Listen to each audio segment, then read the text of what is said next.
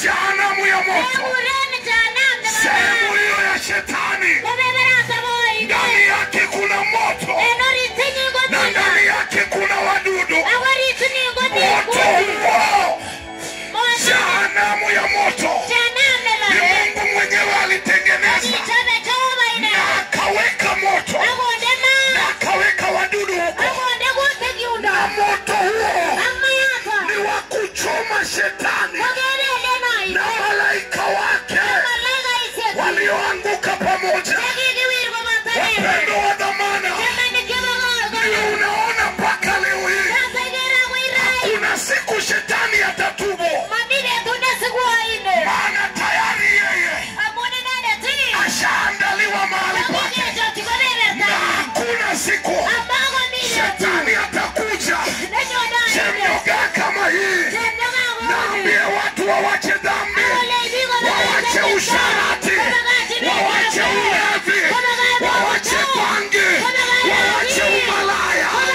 Badala yake anawasaidia kuendelea kufanya dhambi, ndio hawakufe katika dhambi. Wakati wanapokufa katika dhambi, wanaenda jehanamu. Unajua ni kwa nini wanatupwa jehanamu? Shetani anajua sehemu yake ni kwenye ziwa liwakalo moto na kiberiti. Lakini nisikie, kama vile alipotupwa kutoka mbinguni, mahali alikuja na akaenda kufanya mashambulizi ni katika shamba la Eden. Alijua ya kuwa hapa duniani Mungu ana kiumbe kinaitwa mwanadamu na anakipenda, na hapo ndiye alielekeza mashambulizi yake kudanganya mwanadamu, kudanganya mwanadamu ili kifo kiingie na shida hizi zote ziingie na magonjwa yaingie. Ni kwa ajili ya udanganyifu uliofanywa na shetani. Wacha nikwambie, hata leo hii shetani anajua mahali pake na anajua wakati wake umekaribia kukuja kuhukumiwa. Lakini nisikilize, ameelekeza mashambulizi yake kwa watoto wa Mungu.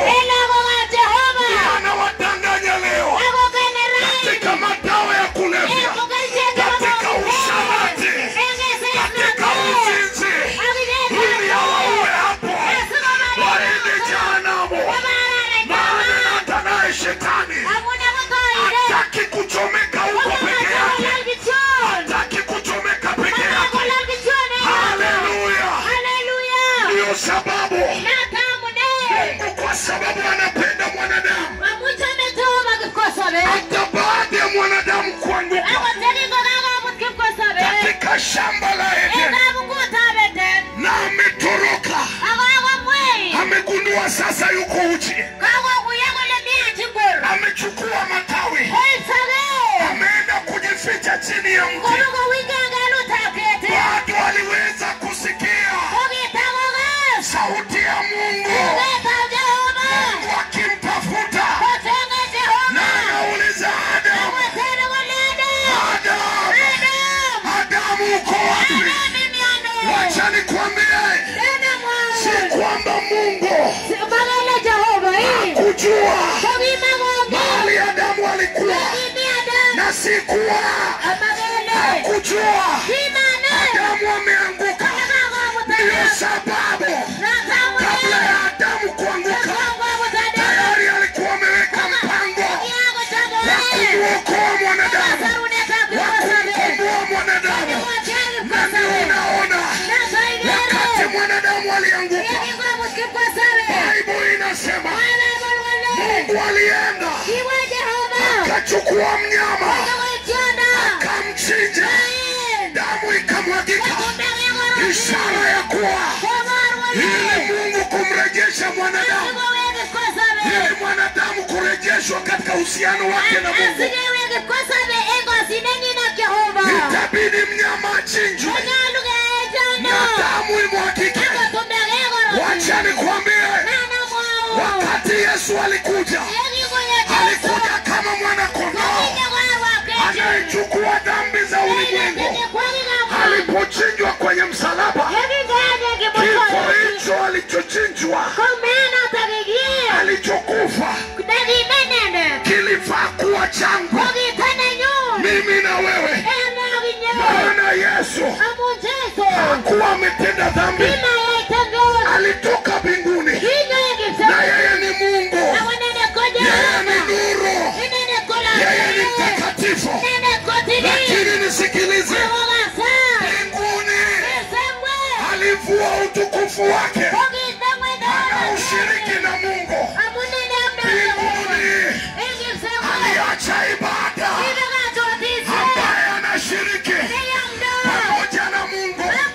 Mbinguni aliacha enzi yake, troni yake, akachagua kuja duniani na miguu yake ya utukufu, miguu yake mitakatifu, akachagua kukanyaga hapa duniani na miguu yake mitakatifu ili kutulipia gharama yetu. Maana Bible inasema mshahara wa dhambi ni kifo. Baada ya mwanadamu kufanya dhambi, ile stahili ya kufa, hukumu ilipitishwa, lakini ili apate msamaha itabidi damu imwagike. Ndio sababu Yesu alikuja, akakubali kuvalia utu wa mwanadamu, akakubali kuteseka. Mwana wa Mungu ambaye kila kitu katika kitabu cha Yohana mlango wa 1:3 maandiko inasema hakuna kitu chochote kilichofanyika pasipo yeye. Vitu hivi vyote, mbingu, dunia, mchanga, mawe, yote ilifanyika kwa ajili ya Yesu.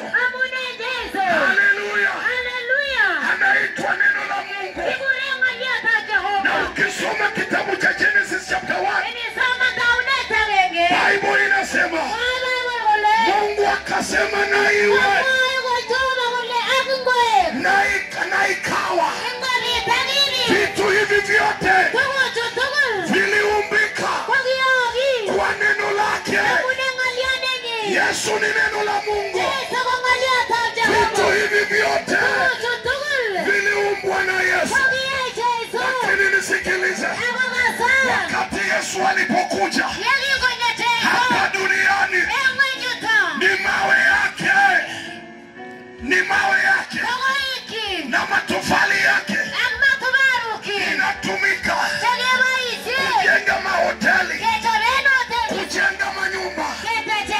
Lakini wakati alikuja duniani, mwana wa Mungu ambaye kila kitu ni chake, hakupata nafasi hata mahali pa kuzaliwa, hakupata nafasi hata kwenye chumba kimoja katika mahoteli. Alizaliwa katika hori ya ng'ombe. Mwana wa Mungu hakuwa na mahali, aliita nyumbani. Kila wakati aliishi kama mkimbizi. Mwana wa Mungu hakuwa hata na chakula. Kila wakati aliuliza muko na nini? Muko na nini? Hata alipofufuka aliuliza muko na nini? Wakati alitaka kulisha watu 5,000 aliuliza muko na nini? Mwana wa Mungu hakuwa na mahali, aliita nyumbani. Usiku ulifika hivi,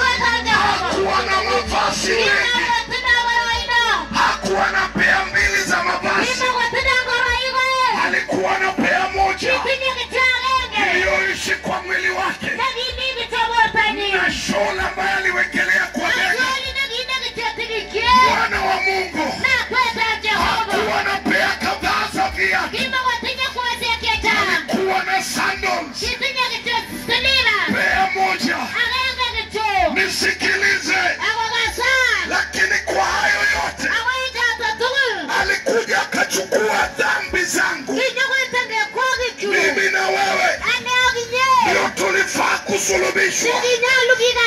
Mimi na wewe ndio tulifaa kufa. Maana baada ya mwanadamu kufanya dhambi, hukumu ilipitishwa ya kwamba mshahara wake sasa ni kifo. Yesu alipokuja akachukua dhambi zangu mimi na wewe, akasema nani? Martha, Kipkurui, Cherotich, Wangare, Wamboi, Otieno, Akinyi. Ni heri mimi niende msalabani nikufe kwa ajili yenu. Haleluya. Akachukua dhambi zetu, akakubali kusulubishwa. Kifo alichokufa ni mimi na wewe tulifaa kufa, lakini badala yake Yesu akachukua dhambi zetu, akakubali kusulubishwa. Bwana Yesu asifiwe. Akasema wacha mimi nikufe ili mpate kuishi. Wacha mimi nikufe ili mpate uzima. Wapendwa wa dhamana, unajua ni kwa nini usipookoka, usipomchukua Yesu, sehemu yako itakuwa jehanamu, kwa sababu Mungu haamini ya kwamba anaweza toka mbinguni na kuja kukufia na wewe ukatae kuchukua wokovu wa kiwango hicho. Haleluya. Bwana Yesu asifiwe. Bwana asifiwe. Nisikilize vizuri. Ndio sababu leo Bible inasema katika Yohana 3:16, kwa maana jinsi hii Mungu alipenda ulimwengu. Ulimwengu huo ni mimi na wewe.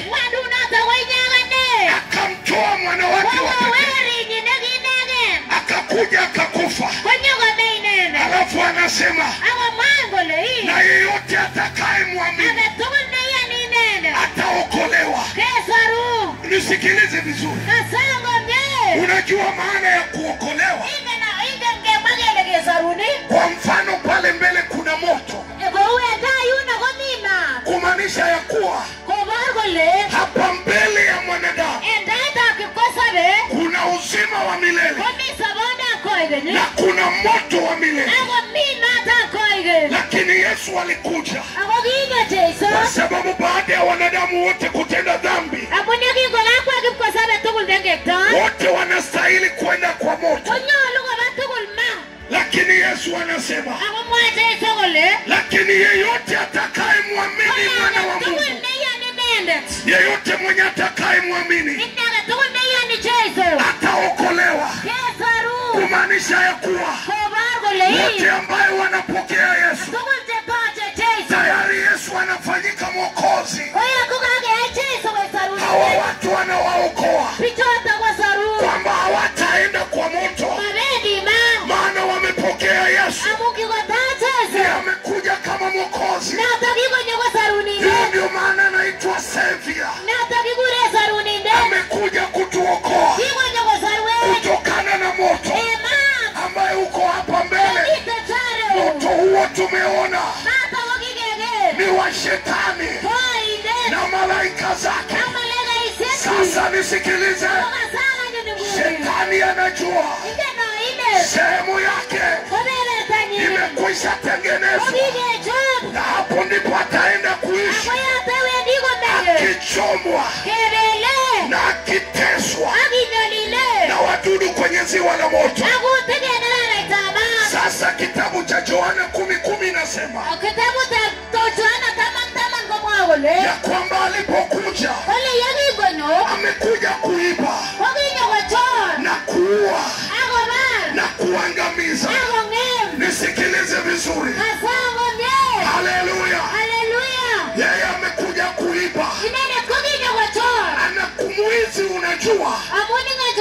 wakati unasikia mwizi na amekuja kuiba, mwizi anaibaga kitu yenye sio yake. Nini Yesu ya shetani amekuja kuiba? Amekuja kuiba nafsi za Mungu. Maana nisikilize, mwanadamu aliumbwa na Mungu. Shetani hajawahi umba mwanadamu, na mwanadamu aliumbwa na Mungu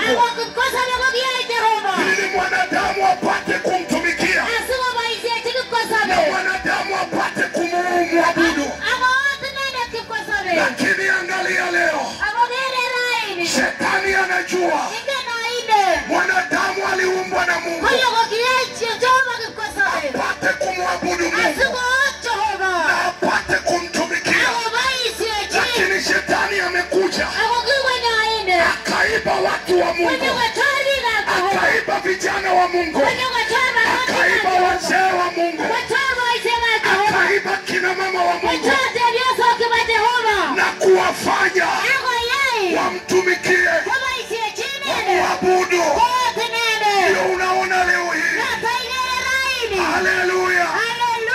Vijana wengi wamekubali kuibiwa, na ukiwaona leo hii wanatumikia shetani. Hali hiyo sio mapenzi ya Mungu. Maana ukisoma Revelation chapter 1 verse 5, Yesu alipomwaga damu yake, damu hiyo ilikuwa ya kutununua. Kununuliwa kutoka wapi? Kutoka kwa utumwa wa shetani. Na sasa tumtumikie Mungu. Wapendwa wa thamani, Yesu amekwisha mwaga damu yake kwa ajili yako mimi na wewe. Na alipomwaga hiyo damu, alimwaga kuana, akatununua, akaninunua mimi na wewe ili tupate kumtumikia. Maana baada ya mwanadamu kuanguka, alianza kutumikia shetani. Nisikilize vizuri, shetani leo hii anajua sehemu yake imekwisha andaliwa. Ni ziwa la moto, ni jehanamu ya moto, na shetani hatawahi tubu. Ndio unaona shetani anaogopa toba.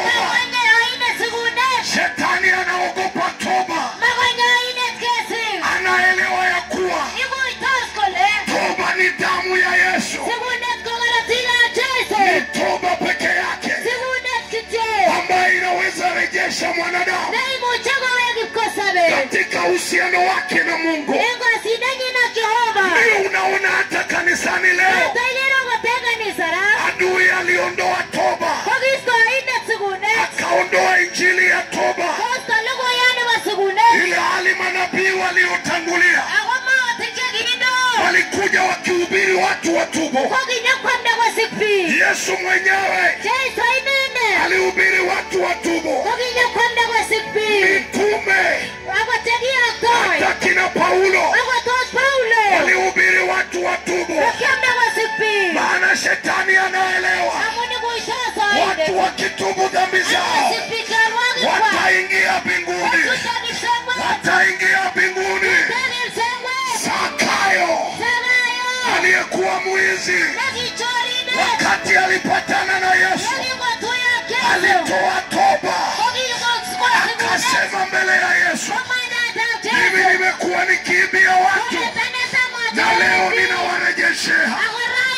Yule mwizi kwenye msalaba alimpamua Yesu ya kwamba Yesu ni Mwokozi, na akamwambia Yesu, tafadhali nikumbuke. Kwa hiyo akaokolewa. Lakini nisikilize, kile ambacho leo hii unaona kinafanyika hata ndani ya kanisa, shetani alileta injili nyingine anasema kwenye kitabu cha Galatia 1:6 anasema mtu akija kwenu na wahubirie injili nyingine ambayo sio injili kamwe, na alaniwe. Ukisoma Revelation 14:6 kuna injili nyingine hapo inaitwa injili ya umilele. Haleluya. Injili ya umilele inaagiza watu wamuogope Mungu. Injili nyingine ambaye Paulo anasema mtu akikuja na akihubiria nyinyi hata kama ni malaika na alaniwe. Unajua injili nyingine ni gani? Injili ambayo inahubiriwa kanisani leo. Watu hawaambiwi nini inahitajika waende mbinguni. Unasikia ndani ya kanisa watu wanaambiwa panda mbegu hapa, alafu utavuna. Maana kuja kwake Mesaya kumekaribia. Wapendo wa dhamana, tumekuja kuambia Mungu ametuma nabii wake na anatembea katika mataifa ya ulimwengu, akiandaa mataifa ya ulimwengu kwa ajili ya kuja kwa Mesaya. Wapendo wa dhamana, tunafaa kuwasikiliza, tunafaa kutii maagizo wanatupatia, maana wamekuja kutuambia tutubu dhambi zetu, tuachane na usharati, tuachane na uchawi, tuachane na ulaibona, tuachane na ushoga, tuachane na ulawiti, tuache ulevi, tuache usharati. Kuja kwa Mesaya kumekaribia. Wacha niwaambie ukweli leo. Unajua ni kwa nini unaona dhambi kwa maisha ya watu? Si kwamba watu hawa waendi kanisa. Hata Jumapili utakuta maduka na biashara hapa zimefungwa. Ukiuliza watu walienda wapi, utasikia walienda kanisa. Yesu alisema ya kwamba mimi ni nuru ya ulimwengu. Haleluya. Akageukia wanafunzi wake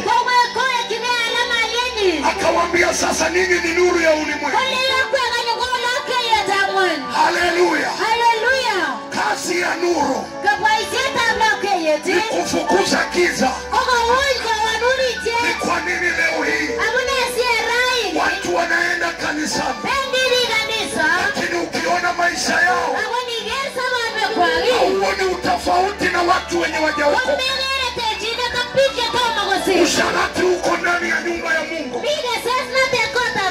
usharati uko nje pia. Watu wanalewa kule nje, na ndani pia watu wanalewa. Watu wanavalia minisketi nje, watu wanavalia minisketi ndani. Wapendo, wacha niwaambie, Yesu alisema katika Mathayo 5:27 ya kwamba imeandikwa ya kwamba mtu asizini, na ilikuwa nyakati za mwisho ungezini na kulala na mwanamke, ungepigwa mawe na ungeuliwa. Lakini Yesu akakuja akakaza hiyo sheria, akakaza ile sheria, akasema sasa sio kulala na mwanamke. Yeyote mwenye atatazama mwanamke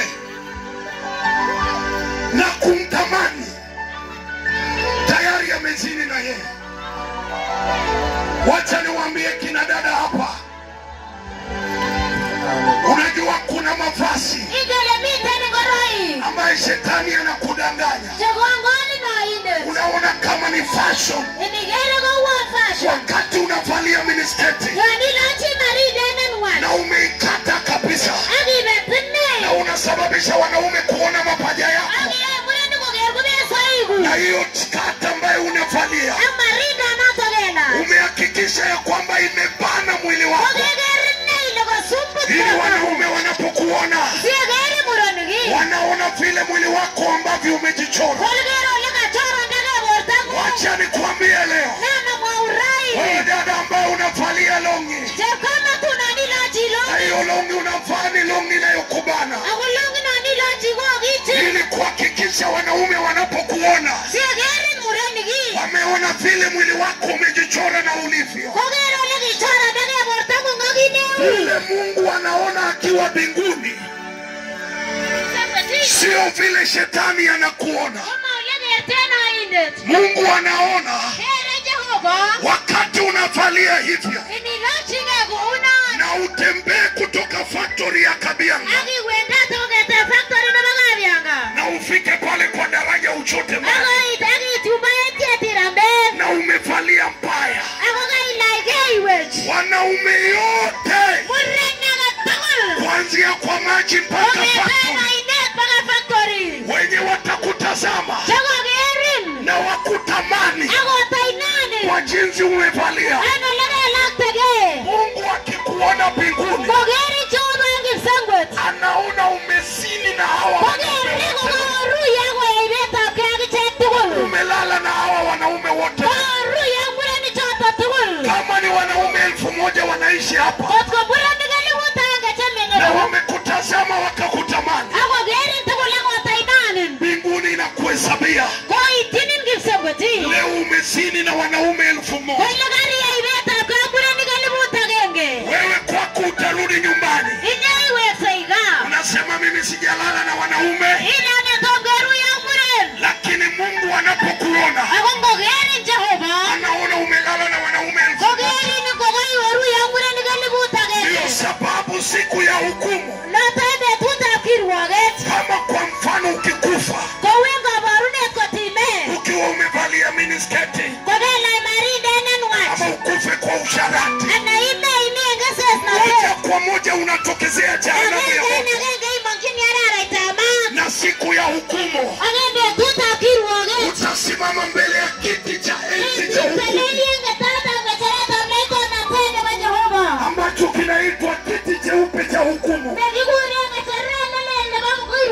Katika Revelation 20:11, na utakaposimama pale wanaume 1000 watakuwa nyuma yako, wewe ukihukumiwa kwamba hawa wote ulizini na wao, na wanaume wenye watakuwa nyuma yako watakuwa tayari na wao kuhukumiwa,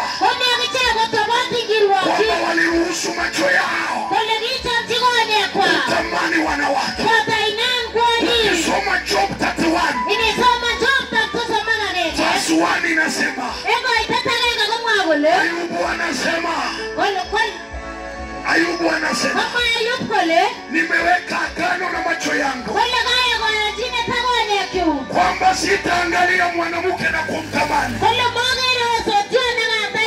Ayubu mtumishi wa Mungu aliweka agano na macho yake ya kwamba kamwe, sikia vile anasema Job 31 verse 1, nimefanya agano na macho yangu yasimtazame msichana kwa kumtamani. Wacha nikwambie ukweli leo,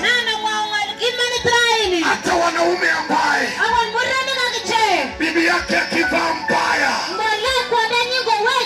avae longi akaze mwili wake, huyo mwanaume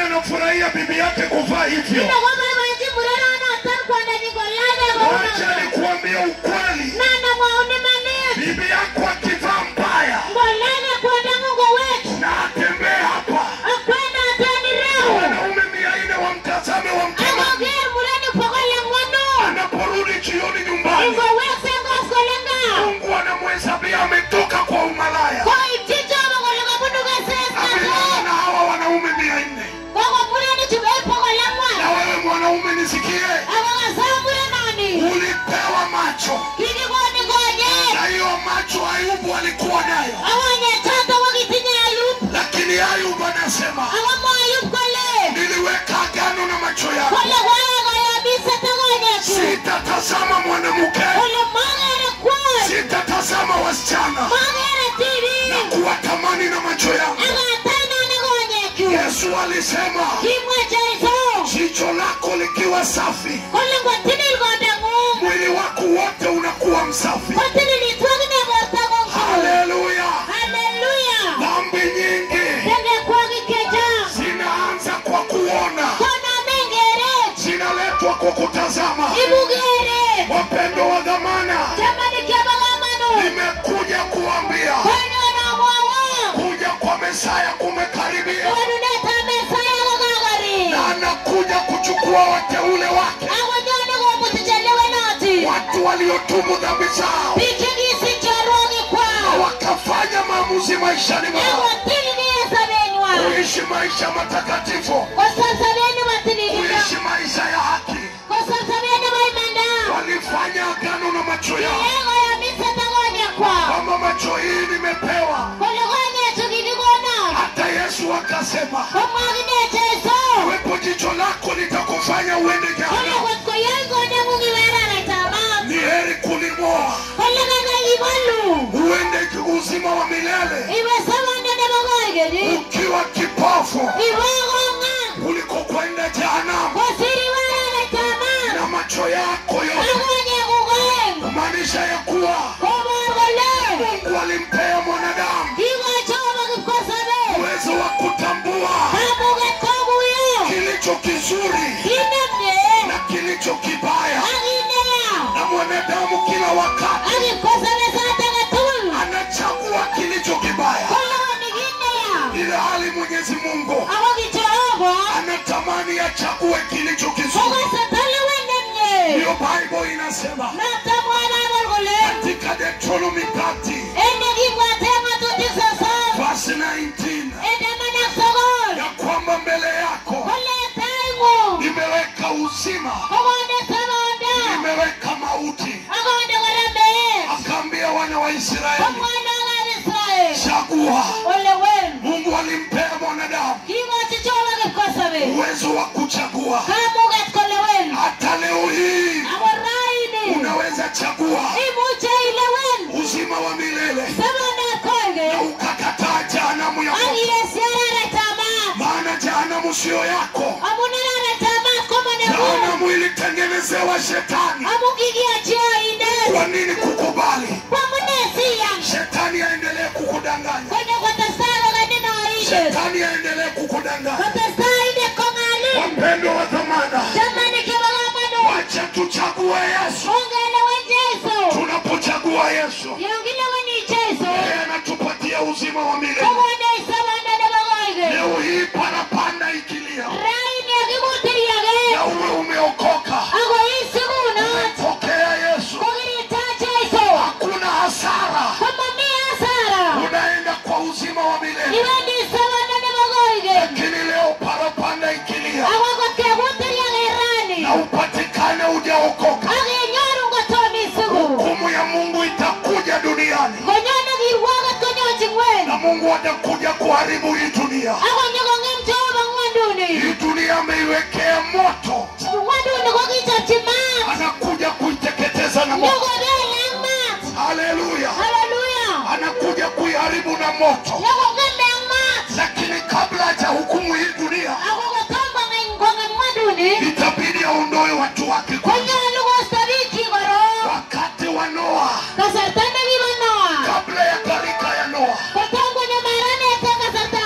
ilibidi amuondoe Enoko kwanza, na akafungia Noa kwenye safina. Wakati wa Sodoma, ilibidi aondoe Lutu kwanza na wasichana wake kabla haja hukumu Sodoma. Wapendo wa dhamana,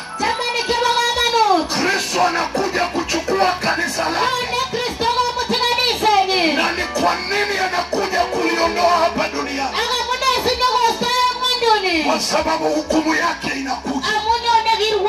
Lakini nisikilize, katika mpango wake hakutengeneza kwamba atakuokoa alafu akuangamize na wenye dhambi. Katika mpango wake aliweka mpango wake ya kwamba kabla ya kuangamiza dunia itabidi aondoe watu wake kwanza. Haleluya. Na anakuja kuwaondoa katika unyakuzi wa kanisa. Wapendo wa dhamana, ndio sababu kabla ya siku hiyo ametuma nabii wake, nabii mkuu wa Mungu, nabii Elijah, ambaye amekuja duniani anaamrisha mbingu na inafunguka. Anaita mkutano na viwete wanatembea. Hakuna mahali pengine nasikia viwete wanatembea, virusi vya ukimwi vinapona, vipofu wanaona, isipokuwa katika huduma hii hapa. Mungu anajaribu kutuelezea ya kwamba yeye yuko kwenye huduma hii, na hata wewe pia unatamani kukua mahali Mungu yuko. Kusudi tunaenda kanisani, tunaenda mahali angalau tunaweza patana na Mungu, mahali Mungu yupo, ili tukipata shida, tukiwa wagonjwa, huyo Mungu atuponye. Lakini nisikilize, Bwana amekuja kufunua wasi ya kwamba siko kila mahali. Kuna mahali nipo katika huduma hii ya toba na utakatifu inayoongozwa na nabii mkuu wa Mungu. Wapendo wa dhamana, Yesu yuko karibu kurudi. Nasikiliza vizuri, baada ya unyakuzi kufanyika, wale watakaobaki duniani, ole wenu, ole wako, maana kwa ghafla dunia itabadilika. Hakuna mtu ataenda kazini, kuna mtu atalia ng'ombe wake. Bible inasema katika Revelation 6 verse 9 na kuendelea, siku hiyo hata matajiri na majemedari na maskini watakaobaki hapa watakimbia kwenye mapango na kuambia wataomba siku hiyo Mungu alete tetemeko la ardhi, ili tetemeko lifanyike, mawe iwaangukie iwazime. Kitabu cha Isaiah chapter 2, Bible inasema siku hiyo watu watakimbia na kutafuta kujificha kwa mashimo ya nyoka. Wewe unajua shimo mahali fisi, nyoka zinaishi. Watu watajaribu wakati huo kukimbia kuingia kwa hiyo mashimo. Na ukisikia ni kwa nini watakuwa wanaomba mawe iwaangukie, watajua siku hiyo kwamba hii ni hukumu ya Bwana Yesu mwenyewe. Yesu aliyemjua ni mtamu mtamu. Ukisikia kanisani wanasema God is good, nasikia all the time, all the time God Nisikilize vizuri. Watu wanamjua Yesu upande mmoja,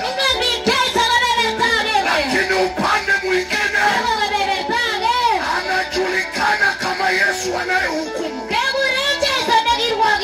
Siku hiyo atahukumu dunia, na watu watatafuta mahali pa kuingia. Mpinga Kristo atakuwa ameachiliwa, na wakati huo itakuwa hali ngumu. Bwana Yesu asifiwe. Jana nilikuwa ninasoma Biblia na nikataka kuelewa ni kwa nini wakati huo watu watauliwa, watachagua kukufa. Maana siku hiyo kutakuweko na kanisa. Wahubiri waliodanganya watu hapa duniani watabaki. Washirika waliokubali kudanganywa siku hiyo ndio watashika kola shingo ya pasta na kumwambia pasta, laiti ungetuhubiria ukweli, ungetuambia usharati ni dhambi, ulituambia Mungu anabariki, kutuambia kuvalia minisketi ni dhambi, kutuambia kufanya ushoga ni dhambi, kutuambia ulawiti ni dhambi. Ungelituambia tungetubu. Siku hiyo watu watatafuta mahali pa kujificha, na siku hiyo watu watatafuta kanisa. Wahubiri wa kweli na Wakristo wa kweli hawatapatikana dunia.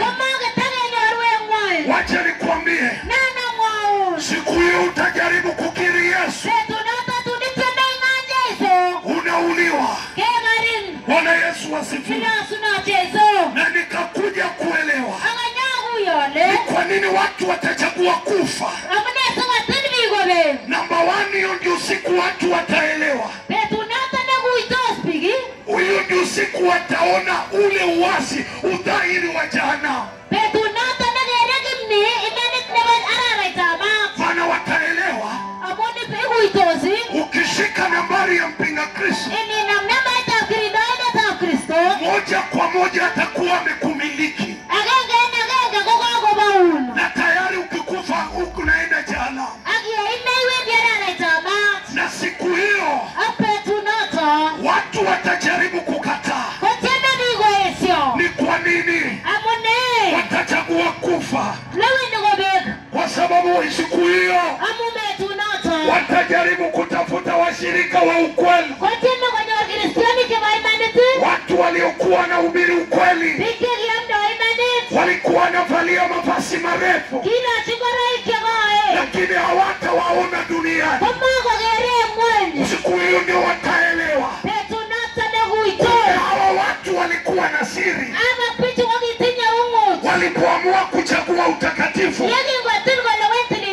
kufunika mili yao, na wakachagua utakatifu, sasa hawaonekani dunia, na watajua walienda wapi baada ya unyakuzi. Utakuweko na kukimbia hapa na pale. Watu watakimbia kwenda police station. Wanasema, unajua mimi nimekuja kuandikisha hapa wapi. Ana jana mtoto wangu aliondoka na haonekani. Nguo zitapatikana, viatu vitapatikana, lakini atakuwa ameenda mbinguni. Maana labda huyo mtoto alipenda Mungu, alipenda utakatifu, aliishi maisha ya haki. Siku hiyo watu watajua kwamba kuna watu waliondoka. Station za radio zitawatangazia watu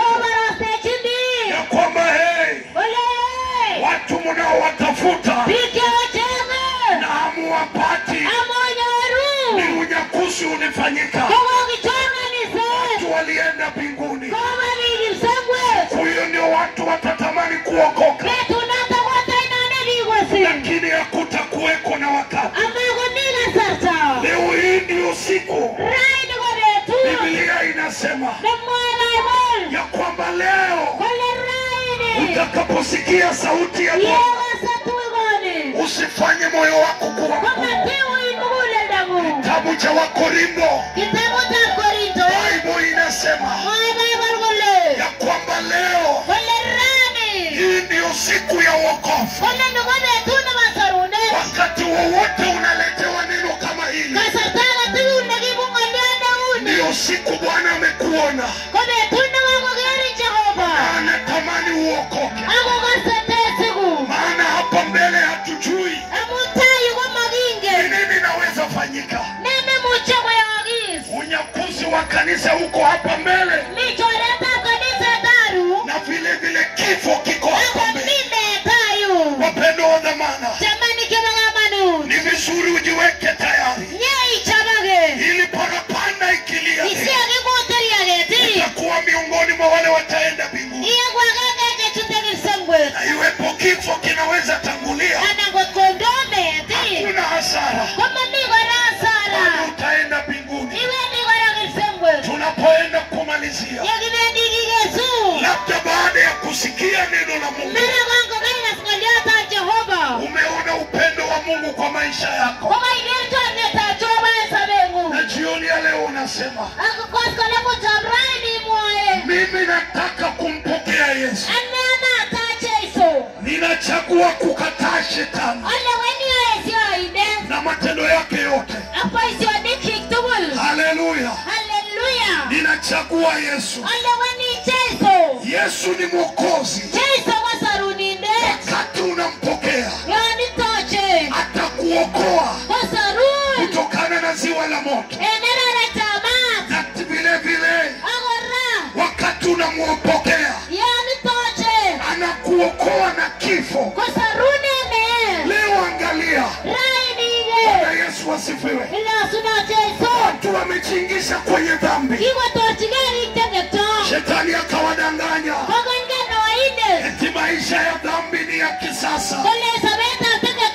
Hauoni vile wamekufa katika dhambi, wanakufa katika usharati, wanakufa katika ushoga, wanakufa katika ulawiti, wanakufa katika pombe leo, ile jehanamu ya moto. Wapendwa wa dhamana, leo unaweza chagua Yesu akawa Bwana na Mwokozi wa maisha yako, na akuepushe na kifo, akuepushe na mauti. Angalia hata wanafunzi wale wamechagua Yesu na kuja kusoma hapa kwa ajili ya kuchagua wokovu. Yesu anawaepusha na dhambi. Masaa kama haya hawapati kwa wines and spirits, hawapati kwa kicheza mipira, hawapati wakitongozana na wasichana, hawapati kwa nyumba ya malaya. Na hiyo ndio njia moja Yesu anawaepusha na kifo. Ni wangapi umesikia ya kwamba huyu girlfriend alibadilisha, alikuwa na boyfriend, huyo akabadilisha akachukua huyo akapata yule kwa nyuma, wakadungana kisu wakakufa kwa ajili ya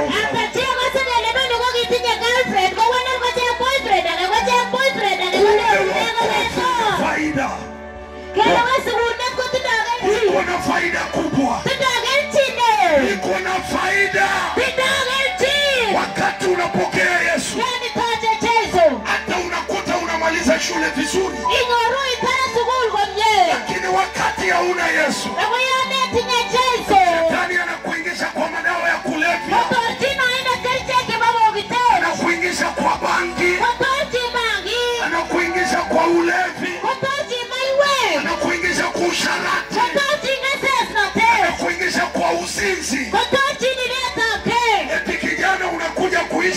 msichana. Sasa unakuta wewe ndio unakulwa. Kasichana kameficha pesa yake. Alafu wewe ndio unadanganyaga wazazi wako. Ati mami iko tu tunaenda. Pesa zimeniishia. Kumbe pesa zinaishia kwa msichana. Biblia inasema kwa Proverbs 7. Wacha nikusomee hiyo tumalize. Proverbs chapter 7 verse 6 to 10. Ndio. Hebu soma kwa nguvu kabisa. Wacha nikusomee hii inasema. Hata wewe usome Biblia yako ya simu. Proverbs chapter 7 verse 6 to 10. Inasema kwenye dirisha la nyumba yangu nilitazama nje kupitia upenyo. Kwenye mwimo wa dirisha. Unajua huyu ni nani? Ni malaya. Anasema kwenye dirisha yangu nilijaribu kutoa curtain hivi, nikaangalia nje ya dirisha, ngoja tuone aliona nani. Anasema verse 8. Kwenye verse 7. Niliona miongoni mwa wajinga. Nikagundua miongoni mwa mwanaume kijana. Kijana asiye na akili.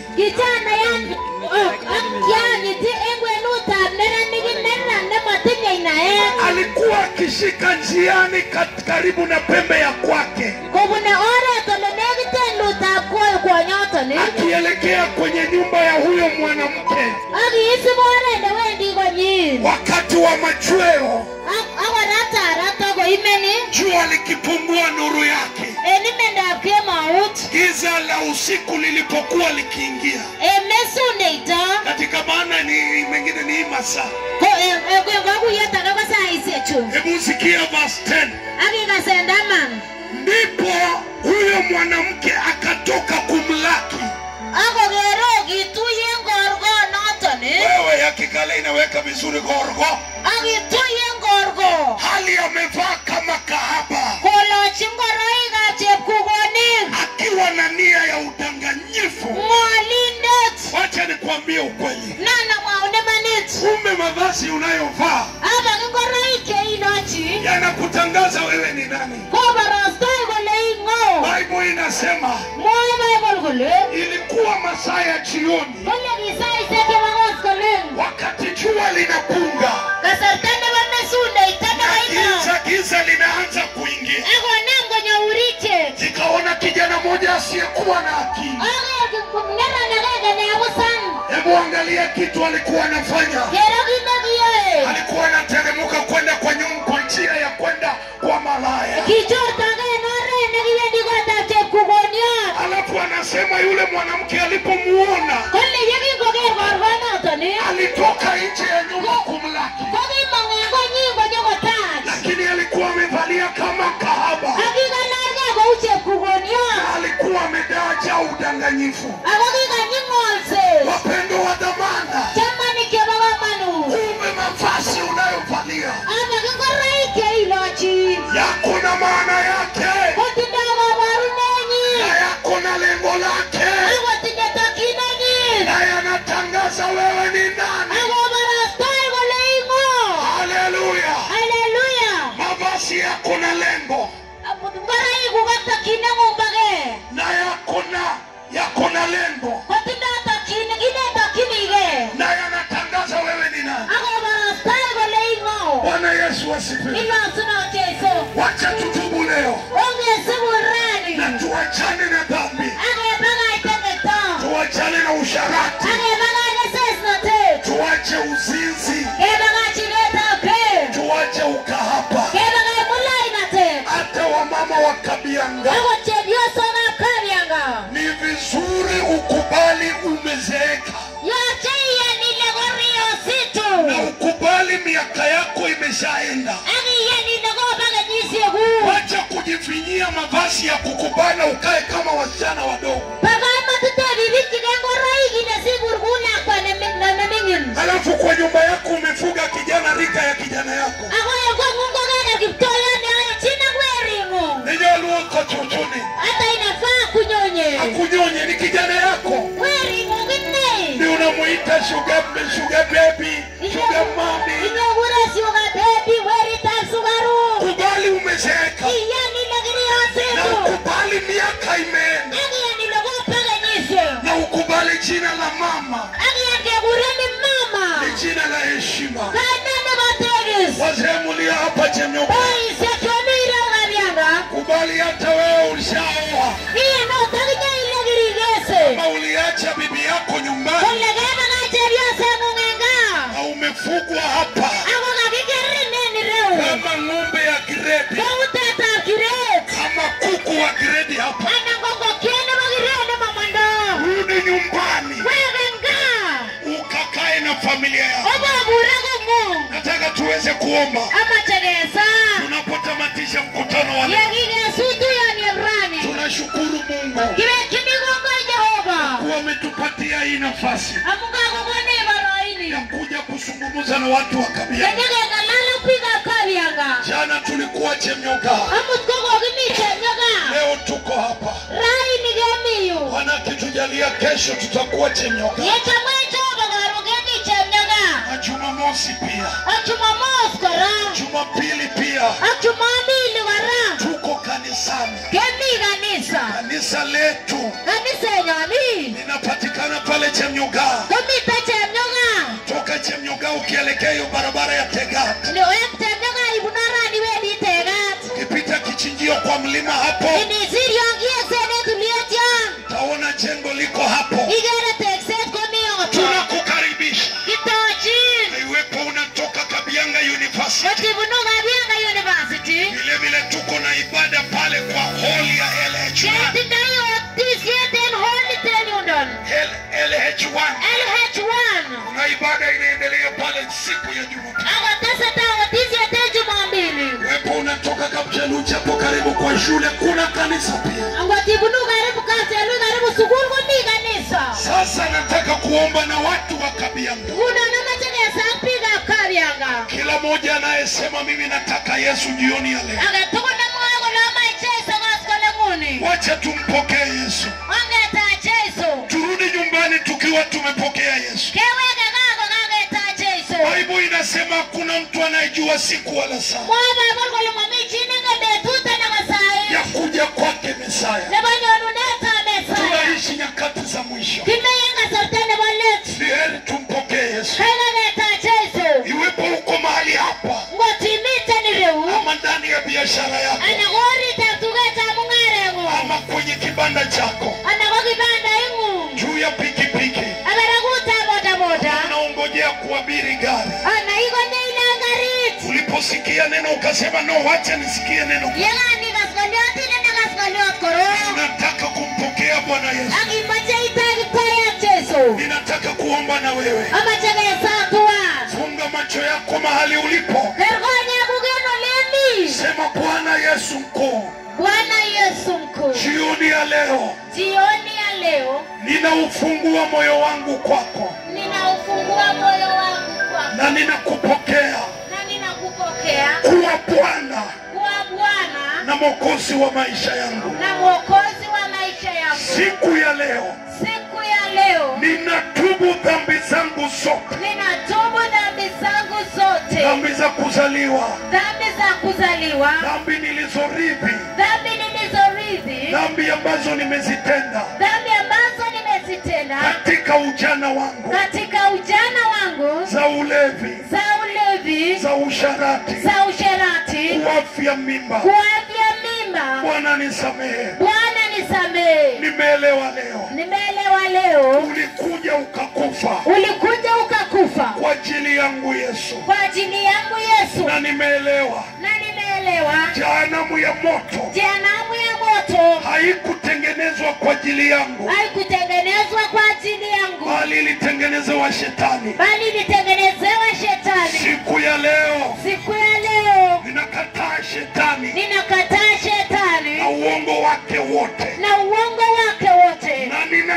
ninachagua kumpokea Bwana Yesu, awe Bwana na Mwokozi wa maisha yangu. Leo hii Bwana Yesu, unisamehe na unioshe kwa damu yako. Andika jina langu kwa kitabu cha uzima cha mwana kondoo wa Mungu. Unaporudi kuchukua kanisa, Bwana Yesu nikumbuke. Kwa jina kula Yesu, nimeokoka. Wacha nikuombe Baba wetu wa mbinguni. Asante Jehova kwa nafasi hii umetupa ya kukanyaga katika mji huu wa Kabianga. Baba, huu ni upendo mkubwa ambao umeupenda nao watu hawa, kwa sababu hawa ni watu wako. Shetani hakuwaumba. Shetani hajawahi kuamsha asubuhi. Shetani hajawapatia afya. Hata uzima walionao ni wako, na ni wewe uamshaye asubuhi. Maisha walionayo ni yako Jehova, ndio sababu umewapenda na ikakupendeza Bwana kuwaletea neno lako, kuwaletea wokovu wako, ili yeyote atakayeamini asiangamie Bwana. Baba, ni tamanio lako kwamba wote tupate kuamini, ili yeyote yule asiangamie, bali tupate uzima wa milele. Kama vile wametubu leo na wakakupokea Baba, wasamehe na waoshe kwa damu yako. Wakumbuke leo Bwana katika ufalme wako, na unaporudi kuchukua kanisa Baba, wakumbuke. Ninawaombea usiku wa leo walio na mahitaji mbalimbali Baba, wakumbuke. Wengine yaweza kuwa wamekata tamaa katika maisha kwa ajili ya mambo wanayopitia katika maisha haya, katika ndoa zao, katika biashara zao. Lakini wewe Yesu, wewe ndiye tumaini letu. Rejesha tumaini katika maisha yao Baba wa mbinguni. Wengine wamejiingisha kwa pombe na ulevi kwa ajili ya kukata tamaa kwa yale wanayopitia. Leo hii wasaidie. Wale hakuna tumaini ndani ya Yesu, kuna tumaini ndani ya damu ya Yesu. Baba, wasaidie. Walio wagonjwa, achilia uponyaji wako katika maisha yao. Waponye Jehova, wahurumie. Wengine wao wameteseka na magonjwa, wameenda kwa matabibu, wamepewa matibabu, lakini haijawezekana. Wengine ripoti walizopatiwa zimewakosesha tumaini. Wanaona tu kifo maishani mwao. Leo hii Yesu, ulichukua kifo kilichotustahili na kutupatia uzima. Leta uzima katika maisha yao Baba wa mbinguni. Wabariki sasa wafanyi biashara wote, wabariki Bwana. Walio na maduka, walio na buchari, walio na hoteli, wanaofanya kwenye vibanda bodaboda, bariki kila mmoja wao, hata wanaouza mayai na chips. Mungu wabariki kwa jina kuu la Yesu. Bariki eneo hili, bariki uwanja huu, bariki mwenye ploti hii, bariki mahali wametupatia stima. Mungu endelee kuwaongezea katika jina la Yesu. Na bariki Kabianga, na bariki wanafunzi wote. Baba wakumbuke na uwasaidie Jehova katika masomo yao. Baba wasaidie, endelea kuwasaidia hata kodi ya nyumba, mavazi na vyakula. Wengine wao Bwana wametoka kwenye familia za hali ya chini. Baba wakumbuke na wasaidie wazazi wao. Jehova wawezeshe Bwana kukumbatia uhaki wako, utakatifu wako na hofu ya Mungu, ili wawezeshe kumaliza shule sawa na wapate digrii zao, na wafungulie milango ya kazi. Baba ni asante kwa sababu ya watumishi hawa wote waliojitokeza kuja kukutumikia. Wachungaji, overseers, kikundi cha wanaoshughulikia mitambo, wanaocheza vyombo hivi, kikundi cha waabudio. Mungu wabariki. Walijitoa Jehova, wakajinyima wakati wao, wakakuja kukutumikia. Baba, kama vile neno lako linasema, yeyote aliacha boma lake, akaacha familia yake, na akachagua kufuata, Baba utamlipa. Walipe Jehova, walipe mfalme wa amani mara 100, kiwango cha kusindilia, kiwango cha kusuka, kiwango cha kumwagika. Jehova watualie na washughulikie. Asante Jehova. Tunapofunga mkutano huu, tunaomba, tunakupatia sifa zote na utukufu wote Bwana.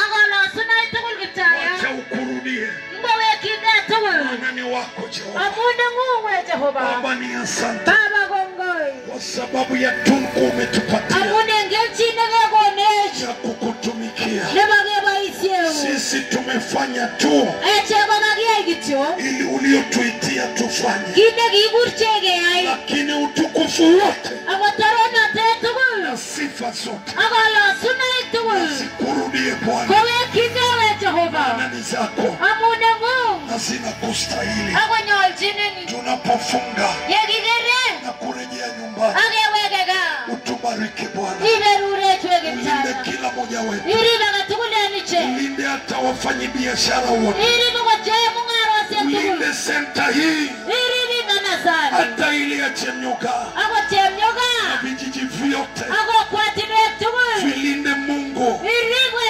Tunapoingia usiku wa leo, utulinde Bwana, ulinde maisha ya watu hawa. Na neno lako linasema, usipolinda mji, hata wanaulinda wanafanya kazi. Baba utulinde, ulinde biashara zao, ulinde maisha yao, ulinde mifugo wao, ulinde watoto wao, walinde barabarani, walinde nyumbani. Asante Jehova, asante mfalme wa amani. Hata usiku wa leo wapatie usingizi, uzima. Na kuna wengi hawalali usiku. Wanasumbuka usiku. Wanasumbuliwa na ndoto chafu. Wanasumbuliwa na maroho chafu. Lakini kuanzia leo wapatie usingizi. Na wapatie kulala salama. Asante Jehova. Jina kuu la Yesu nimeomba haya yote nikiamini kwa jina kuu takatifu na lenye nguvu na linalookoa, jina la Yesu.